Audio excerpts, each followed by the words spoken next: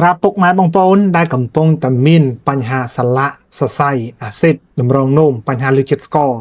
ណាសម្រាប់ពុកម៉ែបងប្អូនដែលកំពុងតែមានបញ្ហាទាំងអស់ហ្នឹងពុកម៉ែបងប្អូនដែលមកសាកល្បងប្រើប្រាស់មួយជាមួយផលិតផលដែលមានឈ្មោះថាគ្រាប់ម្សៅ Jensen Malaysia គ្រាប់ម្សៅ Jensen Malaysia នេះគឺនាំចូលដោយក្រុមហ៊ុន YSKL គឺឯកទេសក្នុងការដោះស្រាយទាក់ទងជាមួយបញ្ហាទាំងអស់ហ្នឹងណាអញ្ចឹងសម្រាប់ពុកម៉ែបងប្អូនដែលកំពុងតែមានបញ្ហាដូចជាអាសាឈឺចង្កេះឈឺខ្នងឈឺស្មាចុកហើមឈឺកញ្ញាំដៃកញ្ញាំជើងកប់គៀបតសៃរមួលកពើឬមួយក៏ជំងឺស្លាប់មួយជាមួយខ្លួនតើតើជាមួយបញ្ហាលាកសន្លាក់សរសៃគាត់ប្របាក់នៃការដើរទៅចុកដើរទៅចាក់នឹងឲ្យឈឺចុកចាប់ពេញរាងកាយណាតើតើជាមួយបញ្ហាជំងឺស្លាប់មួយជំនាញខ្លួនដេកដើរហើរអង្គុយមិនកើតដេកបានតែលើកទេណាពុកម៉ែបងណា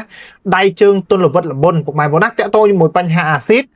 តឡើងខ្លាំងក៏ធ្វើឲ្យគាត់ចុករយទៅតាមកញ្ញដៃកញ្ញជើងសពឹកសពុនគឺពិបាកណាតែធៀបអញ្ចឹងសម្រាប់ពុកម៉ែបងប្អូនដែលកំពុងតែមានបញ្ហាទាំងហ្នឹងពុកម៉ែបងប្អូនអាចសាកល្បងប្រើបានហើយសម្រាប់ពុកម៉ែបងប្អូនដែលកំពុងតែមានបញ្ហាតម្រងនោ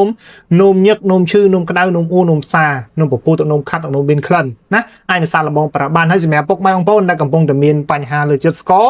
ណាស្ករគាត់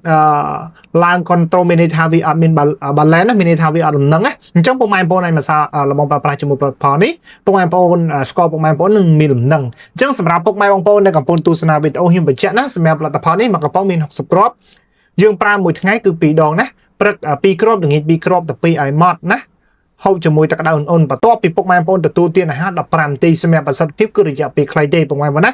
អញ្ចឹងសម្រាប់ផលិតផលនេះដែរគឺផ្សំឡើងពីរុក្ខជាតិសុទ្ធ 100% តែម្ដងប្រើប្រាស់មានការប៉ះពាល់ទៅដល់សុខភាពទេអញ្ចឹងសម្រាប់ពុកម៉ែបងប្អូនដែលកំពុងទស្សនាវីដេអូនេះឃើញវីដេអូនេះហើយមានចង្អល់ឬមួយក៏ចង់ទិញផលិតផលយកទៅប្រើប្រាស់ពុកម៉ែបងប្អូនអាចតាក់ទងមកបានតាមរយៈលេខទូរស័ព្ទនៅលើវីដេអូនេះ3ប្រព័ន្ធតែម្ដងយើងមានសេវាកម្មដឹកជញ្ជូន25កាត់ក្រុង